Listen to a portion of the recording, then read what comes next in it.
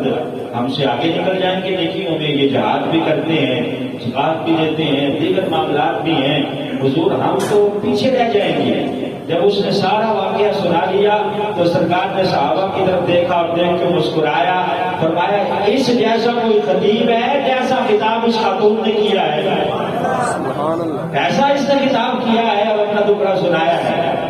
پھر نبی پاک صلی اللہ علیہ وسلم نے اس کی مرہم پٹی کرتے ہوئے فرمایا جاؤ جا کے ان خواتین اسلام کو کہہ دو جنہوں نے تجھے امیر بنا کے بھیجا ہے کہ نبی پاک ارشاد فرما رہے ہیں کہ تم گھر میں بیٹھ کر مردوں کے کھانے پینے کا انتظام کرتی ہو، انہیں کپڑے دھو کے دیتی ہو، ان کی عزت کا خیال رکھتی ہو، وہ جہاد پہ جاتے ہیں، دیگر معاملات کرتے ہیں، تو اللہ اس جہاد کا ثواب تمہیں گھر بیٹھے بٹھائے عطا فرما دیتا ہے۔ میں مردوں کی جو تم خدمت کرتی ہو اس کے سلے میں اللہ تمہیں گھر بیٹھے جہاد کا ثواب عطا فرما دیتا ہے، اس لیے پریشان ہونے کی ضرورت نہیں ہے۔ یہ نہ سوچو کہ مرد تم سے آگے نکل جائیں گے، فرمایا ہرگز نہیں ایسا ہوگا، وہ میدان میں جا کے جہاد کرتے اور تم گھر کے اندر ان کی آسائش کا اہتمام کرتی ہو، ان کے لیے کھانا پکاتی ہو، دیگر معاملات ہیں، ان کی عزت کی حفاظت کرتی ہو، فرمایا تم بھی پیچھے نہیں ہو، اللہ گھر بیٹھے ہی تمہیں جہاد کا ثواب عطا فرماتا ہے۔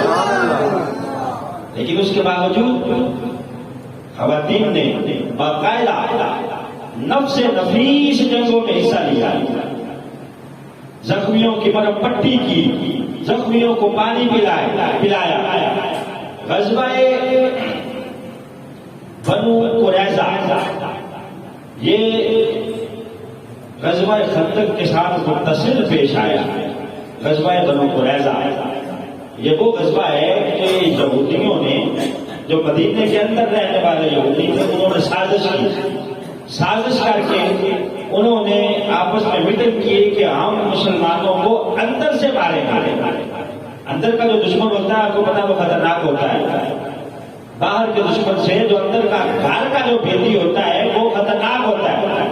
تو یہودی ہمیشہ سے سازش ہی کرتے رہے ہیں، پہلے نبیوں کے خلاف انہوں نے سازشیں کی، ان کو قتل کیا، قرآن کے اندر ان کے واقعات موجود ہیں، اور یہاں مدینے میں انہوں نے آپس میں میٹنگ کی کہ ہم اندر سے اور کفار مکہ کو وہاں سے آ کے لڑتے ہیں، ہم اندر ہی اندر سے مسلمانوں کو نقصان پہنچائیں گے اور تکالیف پہنچائیں گے۔ تو ان یہودیوں کے خلاف جو غزوہ لڑا گیا اسے غزوہ بنو قریظہ کہا جاتا ہے۔ سرکار دو عالم صلی اللہ علیہ وسلم صحابہ کو لے کر میدان میں چلے گئے، اور ادھر پیچھے جو خواتین تھی، ان خواتین کو نبی پاک نے ایک قلعے میں محفوظ کر کے بند کر دیا کہ تم لوگ یہاں قلعے کے اندر محفوظ ہو جاؤ، بند ہو جاؤ، اور حضرات کیونکہ میدان کے اندر ان کی ضرورت ہے، سب کو نبی پاک نے ساتھ لیا اور خواتین کو ایک قلعے کے اندر محفوظ کر کے بٹھا دیا وہاں، اور اس قلعے کی حفاظت پر حضرت حسان بن ثابت کو لگا دیا۔ حضرت حسان بن ثابت جو ہے یہ وہ ہیں کہ جنہوں نے 60 سال زمانہ جاہلیت میں گزارے، پھر 60 سال اسلام لانے کے بعد، یعنی یہ بوڑھے تھے، ضعیف تھے، اس لیے فرمایا کہ تم یہاں خواتین کی حفاظت کے لیے ٹھہر جاؤ، وہاں تمہاری ضرورت نہیں ہے، تم ضعیف بھی ہو، کمزور بھی ہو۔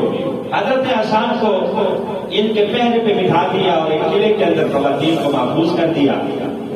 حضرت صفیہ رضی اللہ تعالیٰ عنہا یہ کون ہے؟ نبی پاک صلی اللہ علیہ وسلم کی چچی، نبی پاک صلی اللہ علیہ وسلم کی پھوپھی حضرت صفیہ رضی اللہ تعالیٰ عنہا، یہ حضرت عوام کے گھر والی ہیں۔ اور عوام کون ہے؟ عوام حضرت خدیجہ الکبریٰ کے بھائی ہیں، حضرت زبیر رضی اللہ تعالیٰ عنہ کی والدہ ہیں، حضرت صفیہ رضی اللہ تعالیٰ، یہ بھی ان خواتین کے اندر موجود تھی جن کو نبی پاک نے ایک قلعے میں محفوظ فرمایا تھا۔ حضرت صفیہ نے دیکھا کہ ایک یہودی جو ہے نا، وہ یہودی چھپ چھپ کے اندر آ کے جاسوسی کر رہا ہے، دیوار کے ساتھ اس نے کان لگایا ہوا ہے اور وہ دیکھ رہا ہے کہ اندر خواتین کے ساتھ حضرات بھی ہیں یا صرف خواتین ہیں۔ یہودی وہ ہے کہ جس نے اتنا بدترین دشمن ہے کہ یہ خواتین کے اوپر حملہ کرتے ہوئے بھی دیر نہیں کرتا. جیسے آپ نے دیکھا کہ فلسطین کے اندر خواتین اور بچے ان کے اوپر حملہ کیا جا رہا ہے، تو انہوں نے یہ سوچا کہ پیچھے تو خواتین محفوظ ہیں، ہم ان کے اوپر حملہ کر دیتے ہیں. پہلے ایک کو سازشی بنا کر جو ہے وہ تو لگانے کے لیے بھیجا. اب وہ جاسوسی کر رہا ہے. حضرت صفیہ نے دیکھ لیا، فوراً آ کے حضرت حسان کو بتایا کہ وہ یہودی ایک کان لگا کر ہماری جاسوسی کر رہا ہے. اب حضرت حسان بیچارے بوڑھے تھے، ویسے بھی آپ میدان کے اندر لڑنے والے نہیں تھے، بلکہ آپ زبان سے نبی پاک صلی اللہ علیہ وسلم کی مدح کرتے تھے، زبان کے ساتھ کافروں کو تکلیف پہنچاتے تھے، زبان کے ساتھ نبی پاک کی تعریف کرتے تھے اور سرکار کی نعتیں پڑھا کرتے تھے. اب آپ کمزور بھی تھے. میں اچھا جب حضرت صفیہ نے دیکھا کہ حضرت حسان تو کمزور ہے تو کیا کیا، خود ہی آگے بڑھی. ایک روایت میں آتا ہے کہ آپ نے تلوار پکڑی اور ایک کے اندر آتا ہے کہ آپ نے ایک بڑا سا ڈنڈا پکڑا. ڈنڈا پکڑ کے وہ جو یہودی جاسوسی کر رہا تھا زور سے اس کے سر پہ مارا، پیچھے سے جا کے سر پہ مار کے اس کو گرایا. جیسے وہ گرا اس کو اٹھنے نہیں دیا، وار کر کے وہیں اسے باس میں جہنم لیا. حضرت صفیہ خاتون اسلام، انہوں نے اس یہودی کو واسطے جہنم جو کیا، جب دیکھا کہ مر گیا ہے پھر آئی حضرت حسان کے پاس کہ حسان مار تو میں نے دیا ہے لیکن چونکہ غیر مرد ہے اس کے جسم سے ہتھیار وغیرہ اتارنے ہیں تو تم آؤ. حضرت حسان نے کہا جب ماری گیا تو جا کے ہتھیار بھی خود اتار دو. اب آپ نے جا کے ہتھیار بھی خود اتار کے اس کا سر کاٹ کے، حضرت صفیہ نے اس کا سر کاٹا اور کاٹ کے قلعے کے اندر سے وہاں سے باہر پھینکا جہاں یہودیوں کا ایک جمگٹھا لگا ہوا تھا قلعے کے باہر. وہاں سے جب سر اس یہودی کا باہر پھینکا تو ان کے اندر کھلبلی مچ گئی کہ ہم نے تو اسے ان کی خبر لینے کے لیے بھیجا تھا، اس کی تو اپنی خبر آ گئی ہے. یہ تو ان کی خبر لینے گیا تھا، اس کی تو اپنی خبر آ گئی ہے، یہ تو خود مارا گیا ہے.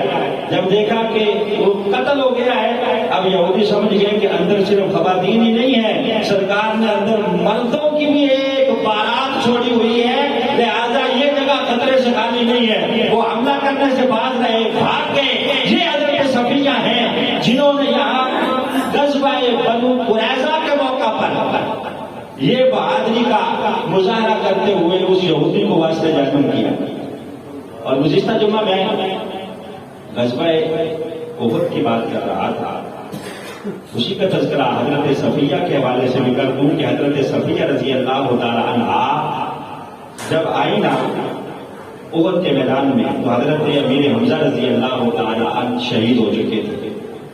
اور حضرت امیر حمزہ حضرت صفیہ کے کیا لگتے ہیں؟ بھائی ہیں، کیونکہ آپ نبی پاک صلی اللہ علیہ وسلم کی پھوپھی ہیں. جب سرکار نے دور سے حضرت صفیہ کو آتے ہوئے دیکھا، کہا زبیر آگے بڑھو، بڑھ کے اپنی اماں جان کو روکو، ان سے بھائی کا لاشا دیکھا نہیں جائے گا. جیسے یہ کٹے پھٹے وجود کو دیکھیں گی تو رونا شروع کر دیں گی، آہو بکا کریں گی، ان سے صبر نہیں ہوگا، لہذا ان کو وہیں پیچھے روک دو. کہ سرکار دو عالم صلی اللہ علیہ وسلم نے فرمایا کہ آگے نہیں بڑھنا. حضرت زبیر آگے بڑھ کے اماں جان سے کہا کہ سرکار فرما رہے ہیں کہ آپ سے صبر نہیں ہوگا. کہا اگر صبر کی بات ہے تو نبی پاک نے کہہ دیا ہے، رب کعبہ کی قسم ہے ایک آنسو بھی نہیں بہے گا. روایات کے اندر آتا ہے کہ وہی نبی پاک کی ہچکیاں بندھی ہوئی تھی.